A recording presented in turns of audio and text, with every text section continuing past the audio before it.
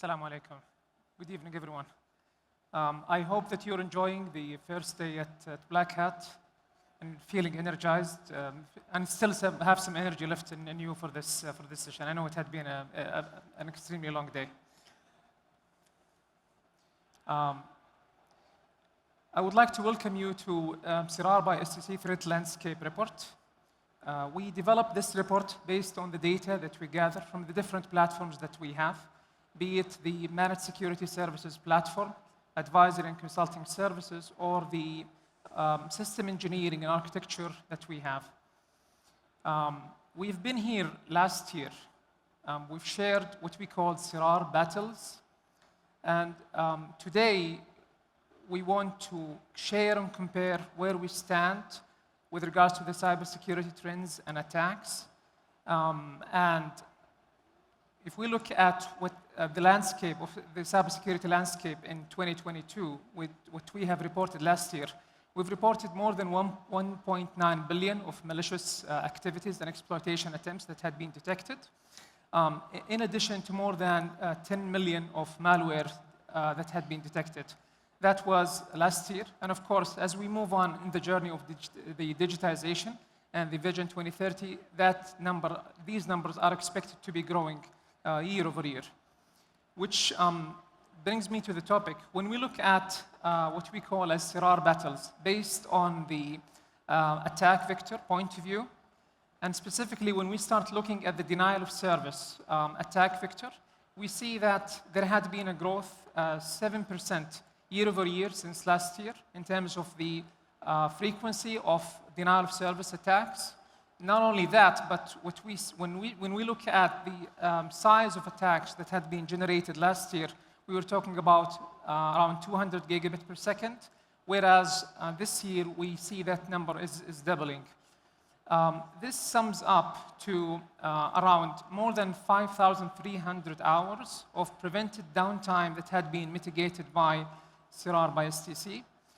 What does that tell us? When we look at the size and frequency of attacks, there is a clear indication that there is an increase in that scale.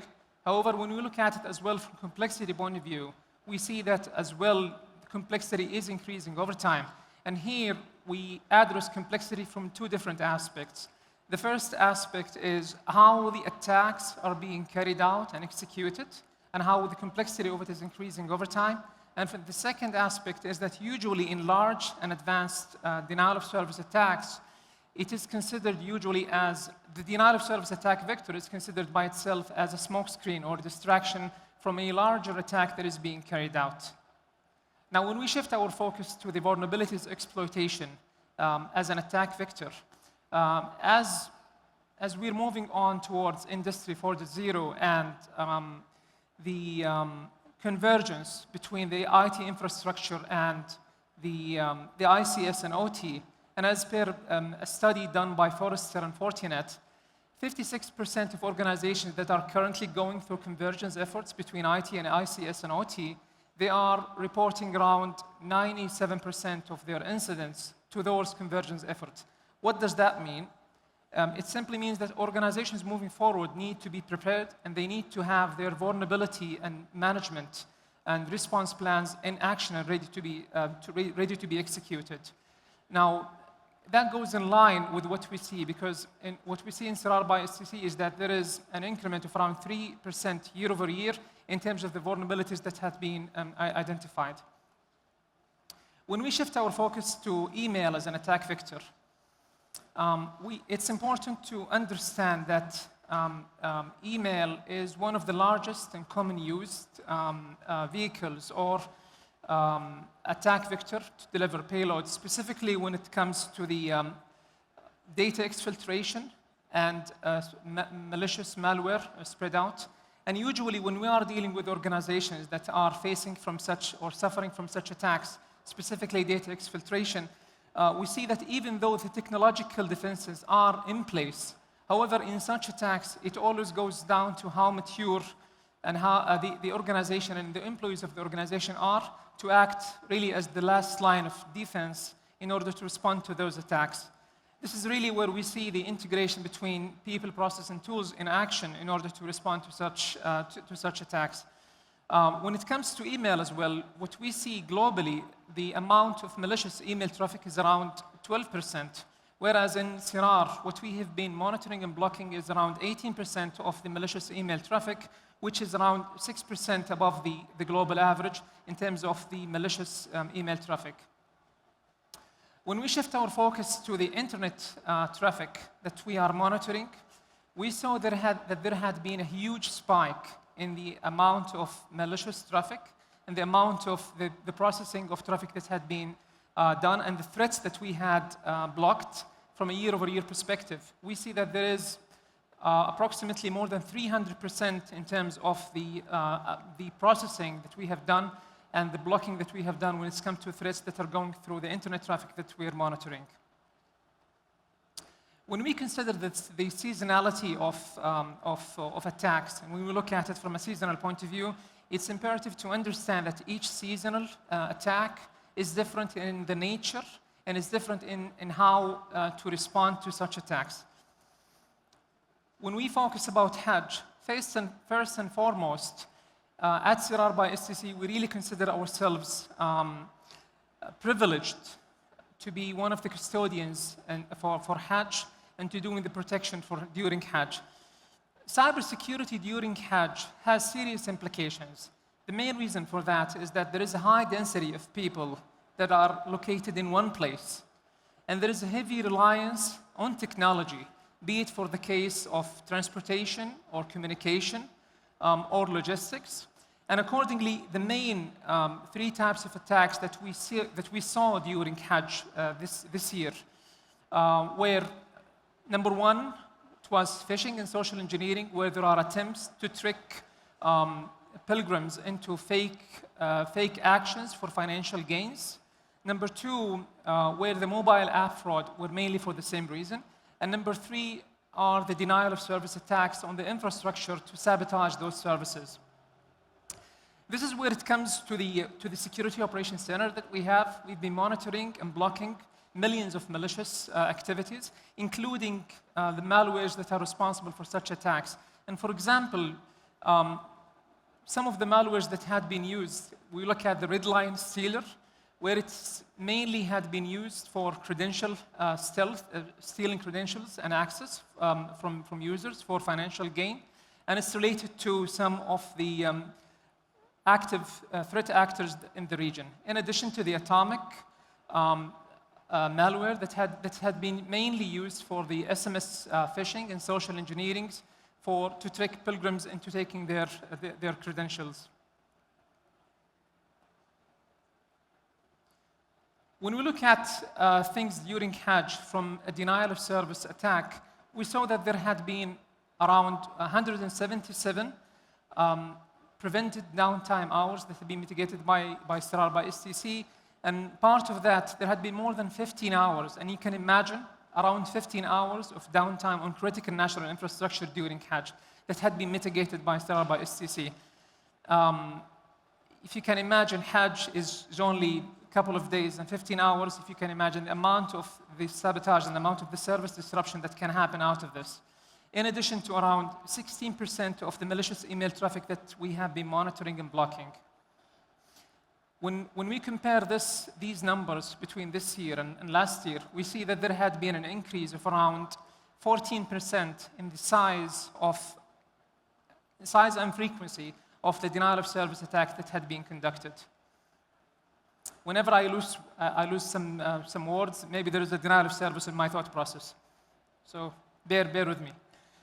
When we look at the Saudi National Day and the Founding Day, what we saw this year was that there had been around 27% of an increase in the denial of service attacks compared to last year. However, as we mentioned, that each seasonal attack is different in its nature. And when we look at the Saudi National Day, we see that the main type of attack shifts a little bit to be more focused towards web defacements. That's where some threat actors in the region are trying to push some misleading beliefs and ideology on sites in addition to the denial of service attacks. And accordingly, we have been dealing with that, and we're blocking more than 27% of attacks that had incremented year over year. Another aspect that we have seen during the National Day is that the complexity of attacks, we saw that it had increased, specifically when we talk about the denial of service. We see that there is an increase in what we are calling the carpet bombing denial of service, where there is not only one target is being attacked, but multiple targets in the same subnet are being attacked, and that makes it difficult to trace and prepare to respond, in addition to the DNS targeting. Of course, Ramadan and Eid, there are no exceptions in terms of the cyber security attacks, where this year we have seen that there has been a spike in the first day of Ramadan in terms of attack, and additionally in the first day of Eid as well, where we have seen more than 100% year over year in terms of the size of the attacks that we have seen, reaching around 200 gigabits per second in the first day of Eid, compared to around 86 gigabits per second the year before. Now, what are some of the global predictions and some of the insights in cybersecurity? We see that there is a global call out to have a refreshed view on how we look at cybersecurity as we move on. It is no longer the case where cybersecurity, it's only about spending in the security tools alone, but rather we need to take a step back, and each organization needs to understand their business and accordingly develop and tailor their cybersecurity strategy to meet the business demand of that organization. And once the implementation starts for that, or executing for that strategy, you need to strike the balance between people and process and tools.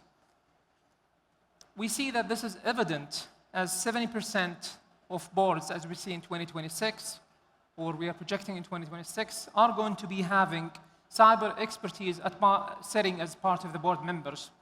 And this indicates that there is a shift in the language and a shift in the understanding of cybersecurity, where the language is changing to be more strategic, and once that is done at the board level, it cascades down to the organizational level to have the right alignment.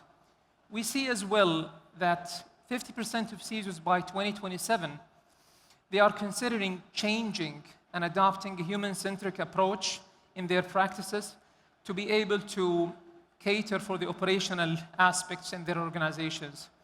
And as well, regulations is going to play a big part on how to protect and how to play a big role in cybersecurity when it comes, for example, to the data management, or when it comes, for example, to compliance to cybersecurity controls across organizations. Finally, I believe that we need to ensure that we have an agile and quick decision-making to be able to cater for such moving and threatening landscape. I'll give a small example here.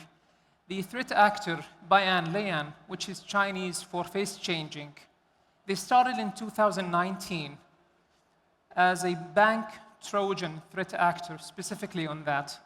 They swiftly changed their tactics more towards full-fledged ransomware, where they are executing double extortion, where they are exfiltrating data, and they are encrypting that data and demanding ransom for it. And recent attacks that we have seen and we have personally been engaged with, and sirar by SCC, it's confirming that they have even shifted their type of attack to be more towards data exfiltration only and dumping the encryption and ransomware. If this is a change, it's happening only from one threat actor within 3 years. I believe that this transformation demands that we act quickly and move quickly in responding to those actions. Thank you very much.